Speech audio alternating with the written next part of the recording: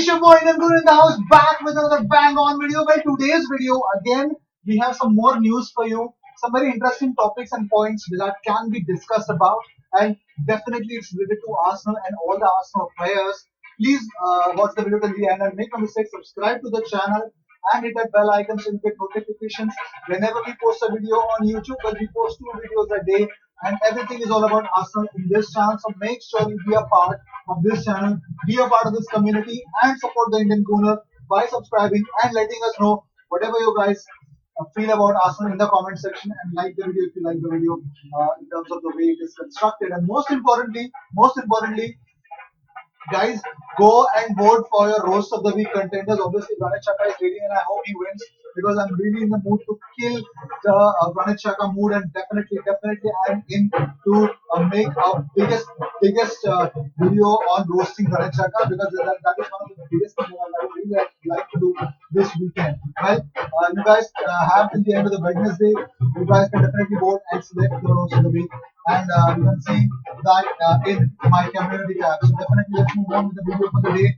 Number one, the here Deschamps. Well, he has spoken something about Giroud, and he has justified, according to him, he has justified why he has not selected Alexander Lacazette. Well, the first big reason that he says that Giroud is in a difficult situation in terms of the way he is talking about the club selection and all. Sadly for him and for us with his club, it is not ideal. However, with us, he has always given a good showing. The statistics will show you that. Obviously, the statistics will show that Giroud is a better player than Alexander Lacazette because, and I believe those statistics are the French national team statistics, because we all know Giroud has got actually more appearances than Alexander Lacazette. He has got much more preference in selection from Didier Deschamps than Alexander Lacazette. So obviously he will be preferred. But if you ask me, we are really joking. As a central striker, Alexander Lacazette provides those important turns and twists and the build up to the game. And I believe not giving Alexander Lacazette the platform to shine at internationally via at the national team is really wrong of Didier Deschamps. It's really unbelievable to see that, and he justifies it. Obviously, I believe Giroud is a quality player in terms of the way he performs for France, but I also believe that Alexander Lacazette, if given a chance, well, I don't think so. He needs to prove himself. But if Didier Deschamps keeps excluding him like that, I think one day he'll definitely try to not participate for France. It's just in terms of frustration. And I really don't understand what Alexander Lacazette has to do more. Most probably, I think because of the age, Giroud will definitely stop playing for France, and probably then Alexander Lacazette definitely has a chance. Moving forward, Darren Go had actually some things to say about Nicolas Pepe. He believes that Arsenal overpaid for Nicolas Pepe. He believes that everyone is excited about Pepe, and I get it. He's young. He costs 70 million pounds, and people suddenly think they are getting a world beater. What they've signed, they've paid, they've probably paid over the odds for a youngster. Realistically, Nicolas Pepe is probably worth 40 million, and he could turn himself into 70 million pound player. Plus, with the right coaching, the right team, and everything else goes with it. So, according to Darren Goff, he believes that Nicolas Pepe is not a 70 million player, and he can develop into a 70 million player but if he gets the right coaching. But he's a 40 million player, and Arsenal have overpaid for that talent. I really don't think so because I think Darren God does not have enough amount of information about Nicolas Pepe. And I'm not speaking in terms of an Arsenal fan. I'm speaking in terms of a football fan, and I've seen this guy being ruthless in the Liga One. No, it's not being being a farmers league. No, I don't consider Liga One as a farmers league. No, I don't. There are chances where PSG can be beaten by any team in that Liga One if they get the right amount of quality. And this guy has been ruthless in terms of the way going forward, providing double digits in assists and 23 goals last season. It's not a joke. Obviously, the market sometimes overvalues the players, yes, but in terms of Nicolas Pepe, I believe the amount of quality that he brings in, you can't judge that in 4 games. Even in my post match against Tottenham, that I definitely criticized Nicolas Pepe. I only did that only because of the amount of chances he got Even against Liverpool and Tottenham, I expected one goal at least from him. I think he would have been a hero for us in that North London derby, but that did not happen. I'm really sad that it did not happen. But one thing is for sure that I don't think so. He's not the 70 player. I think he brings in quality. His dribbles are unbelievable and exquisite. His turns, his twists, his nutmegs. That's not from a normal player. No, it's not. That's not from a 40 million player. That's not. I expect a 40 million player to develop in 2 years' time, but Nicholas Pepe needs some matches. Okay, I criticize Nicholas Pepe, but I did not underestimate Nicholas Pepe. I know that he'll bring the quality. He needs more matches. He needs more game time, and that will come.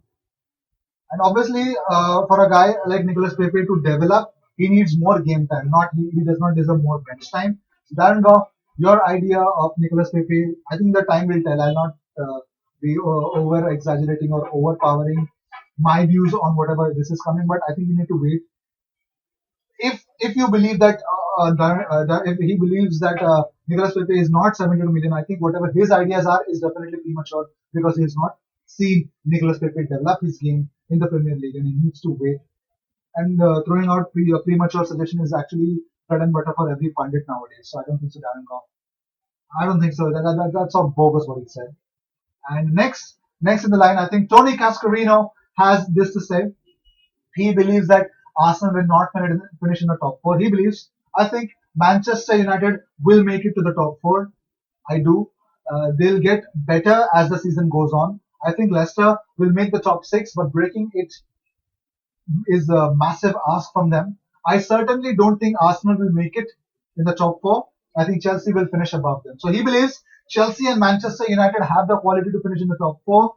Probably he's saying that because Tammy Abraham has scored more amount of goals, but Chelsea have not found a good touch in the first 4 games that they played, and they have tough games to add to their misery. Obviously, I think it's a testing times at Chelsea and definitely the testing times at Manchester United. Even though they have also got rid of their dead wood, but there are bigger problems and malaise in them as well. And they are also, I think, since Alex Ferguson left, they are still in the rebuilding phase. Since 2013, they are still in the rebuilding phase. But that's the problem. I think the backing is not there, and sometimes it takes a bigger vision for a bigger challenge to come on. But the whole and sole idea with Chelsea is that obviously the whole focus is on the youngsters and a young manager, which might take time. And I don't think so. Chelsea fans have, and definitely Chelsea fans and management have that much amount of patience. Still now, I don't think so. They had the patience. Most probably, uh, still Frank Lampard is the favourites to be sacked this season. I don't care about it anymore. But Tony Cascarino, I think, still premature. And I really remember what exactly his views are right now. And I'll talk to him about it at the end of the season, probably. Let's move on. Paul Merson, as every week, he comes up with something outrageous. He's come up with something outrageous now as well. He says that Unai Wenger, again, he also uses the term Unai Wenger. Unai Wenger is running things at the moment. The North London Derby was a great spectacle, a proper game, and Arsenal would have taken a draw when they were 2 goals down. But has anything changed at Arsenal? I don't think so. Arsenal were commended for not collapsing at Liverpool the week before. Credit where credit's due, but nothing has changed. Every time Tottenham broke through, they looked like they were going to score. Arsenal were that much open. The midfield issues were serious.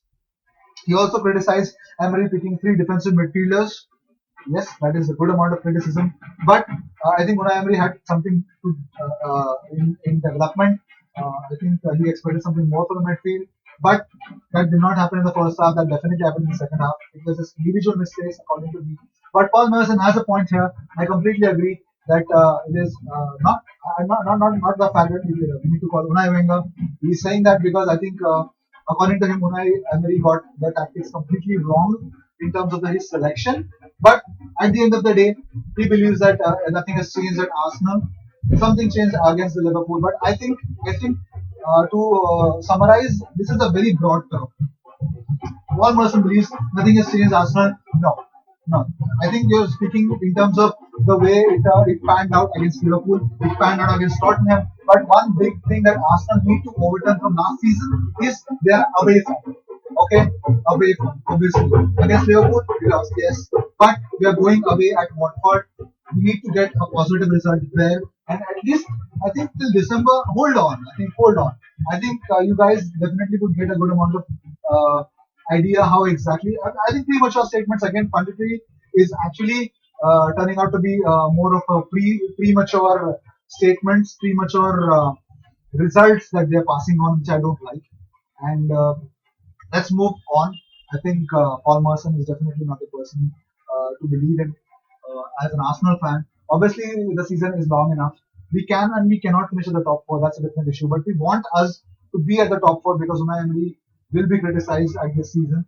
But most importantly, not not a sacking level of offense that he can create. But I think it's a rebuilding phase. We have to see how exactly everything pans out. So a special video tomorrow. Well, this was all the news that I had today. I hope you enjoyed it. But a special video tomorrow on Unai Emery's ideas, how an Arsenal fan should and probably should expect Unai Emery to come up. So tomorrow we are going to have a very special video on Unai Emery's ideas, how exactly an Arsenal fan should expect, and how an Arsenal fan, what an Arsenal fan wants from Unai Emery this season. That is a special video tomorrow coming up. So I hope you guys will definitely like it. Well, if you do, please subscribe to the channel and more Arsenal stuff coming your way. And I've been told that I don't be more enthusiastic the way I used to be before. I'll come up to you guys with more and more enthusiasm. Please, I think I was actually caught up with a lot of things in my personal life, but I'll definitely try to improve upon that. And make no mistake, subscribe to the channel, be a part of this channel, be a part of this community, and keep your comments coming. And I definitely would get motivated if you guys keep commenting anything, whatever you feel about Arsenal, whatever you feel about Indian Gooner, be a part of it, and you'll definitely see me flying with colors. I think you will definitely see more of Arsenal as well. So I'll see you in my next video. Cheers, and make no mistake, special video tomorrow. Be a part of it. Cheers.